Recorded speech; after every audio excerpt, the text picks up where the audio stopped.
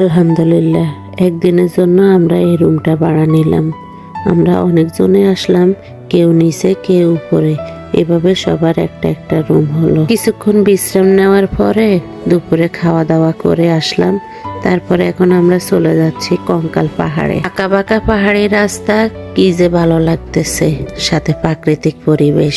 এই যে সীমান্তর অন্তর্পহরে, এটা হচ্ছে হেলিপ্যাড। কঙ্কাল পাহাড়টা অনেক উপরে, যারা এখানে উঠতে পারে না, সূর্যোদয় এবং অস্ত কিছুই দেখতে পারে না, তারা এই হেলিপ্যাডে চলে আসে।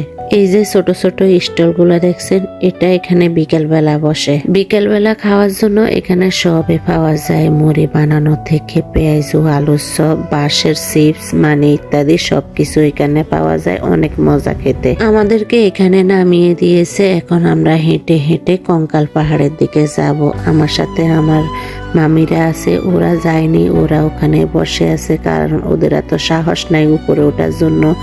আমি, আমার সাথে আমার আরো ভাই আছে, মামাতো ভাই, ওরা আমরা সবাই ওখানে অনেক কষ্ট করে হাঁপিয়ে হাঁপিয়ে উঠলাম। এখানে ওঠার কারণ হলো সূর্য অস্ত যায়, এটা খুবই কাছ থেকে দেখা যায়। আর এখানের মানুষগুলা কত অসহায়, তারা এই যে পাহাড়ে কত কষ্ট করে উঠতে হয়। এই যে নিচ থেকে আমরা এত কষ্ট করে উঠে আসলাম। কিছুক্ষণ ওখানে থেকে অনেক কষ্ট করে আবার নিচে নামতে হয়েছে আমাদেরকে। তারপরে আমরা রাতের খাবারের জন্য একটা রেস্টুরেন্টে চলে আসলাম। ওখানে আমরা চিকেন বারবিকিউ আর সাথে ছিল পরোটা, আরো খেলাম আমরা এখানে ব্যাম্বো চিকেন বিরিয়ানি।